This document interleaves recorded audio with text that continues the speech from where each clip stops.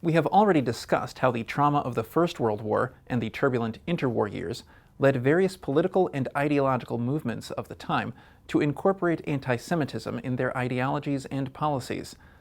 This reached a peak with the rise of Nazism in Germany and with the formulation of the Nazi ideology. A dominant force in the development of Nazi ideology was Adolf Hitler.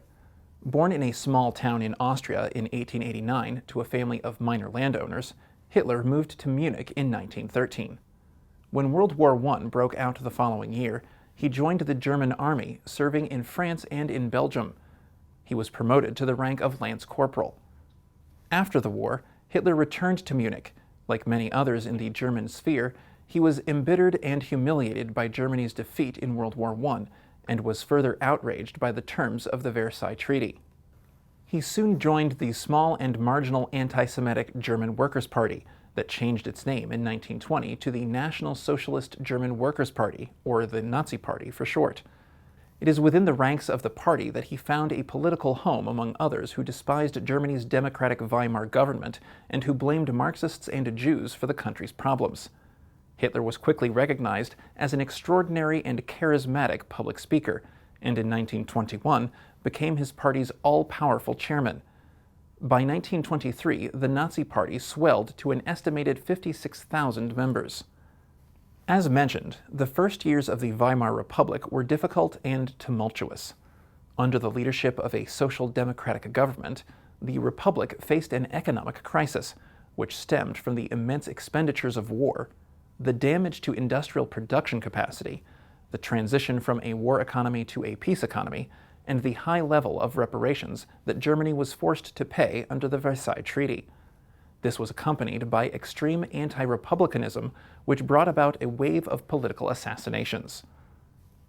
In November 1923, at a time when the economic crisis in the Republic had reached a peak, with extreme unemployment and unprecedented hyperinflation, Hitler and his fellow party members attempted to seize control of Germany, beginning with the takeover of the Bavarian government in Munich. The armed revolt, known as the Beer Hall Putsch, failed. Caught and tried for treason, Hitler was sentenced to 5 years in jail, though he only served 9 months. During this time, he was imprisoned in very comfortable conditions.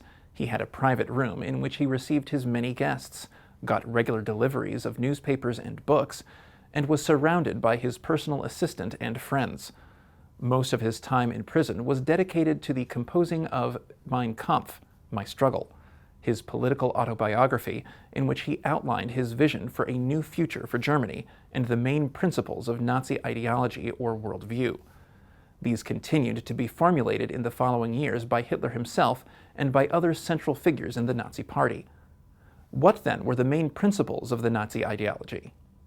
Nazi ideology was a worldview that claimed to explain everything about the world and how it functions. At its core, the ideology was racial and biological, totalitarian and imperialistic.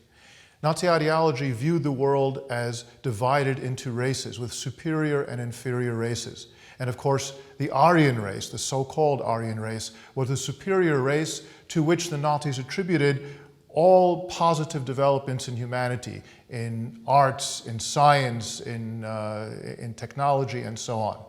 And all the other races of humanity fit into the racial hierarchy in various rungs beneath the so-called Aryan race. For example, the Latin race, the French, the Italians, and so on, were one rung below the Aryan race, who could appreciate culture, but do not create culture and the arts and science and so on. Within this view, the Jews were viewed as a kind of anti-race, an inhuman race of some sort, a creature of some sort that existed in human form. And the Jews were by nature evil and destructive.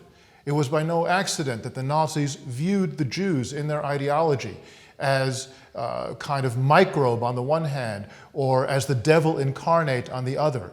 In other words, some kind of inhuman creature with supernatural powers that could destroy everything that the Aryan race and other people had built in this world.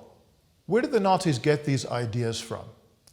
Clearly, they didn't invent anything that they argued. The Nazis drew their ideas from earlier beliefs, and particularly from developments in 19th century research in the sciences and the social sciences and the development of modern racism and the development of modern anti-Semitism.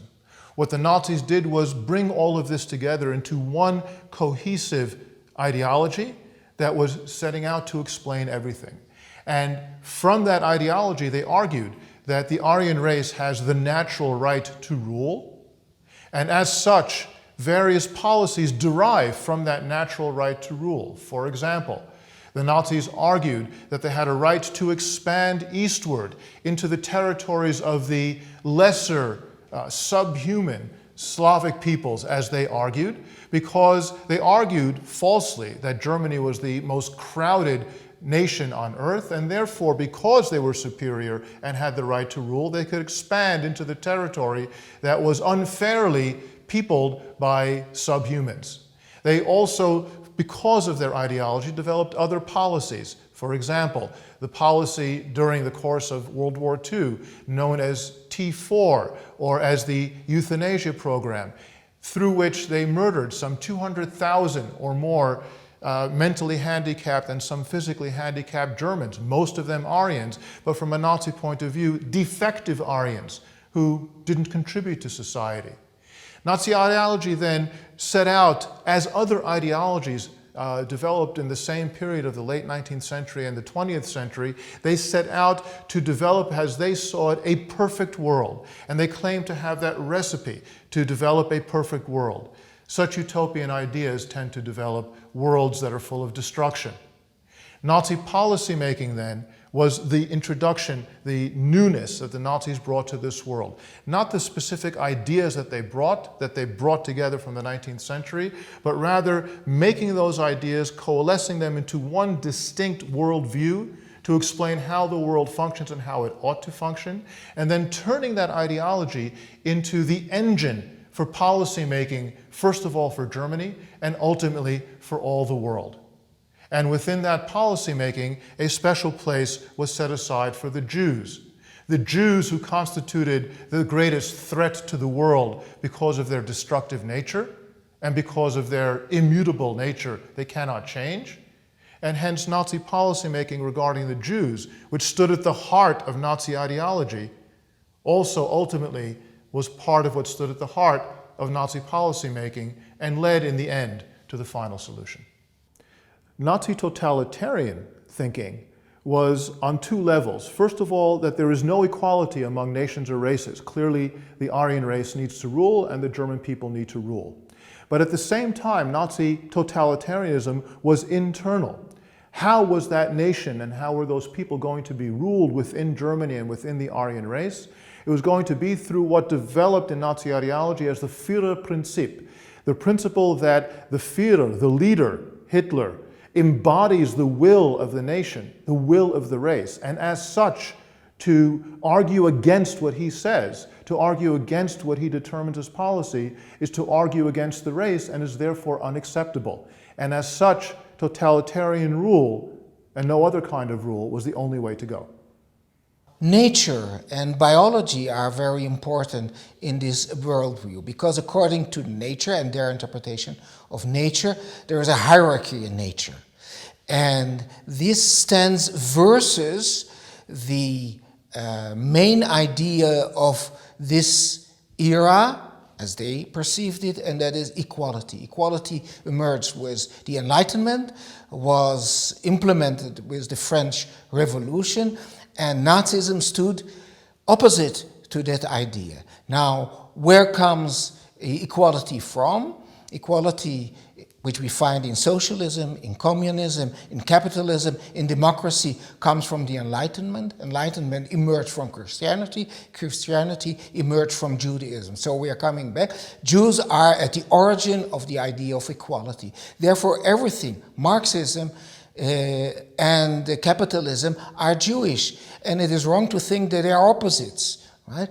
They stand versus the natural principle of hierarchy, and Nazism is representing this principle of nature, and therefore society should be ordered also according to the Führerprinzip, And nations should be ordered according to their place on the ladder of nature, and Jews are actually outside this ladder.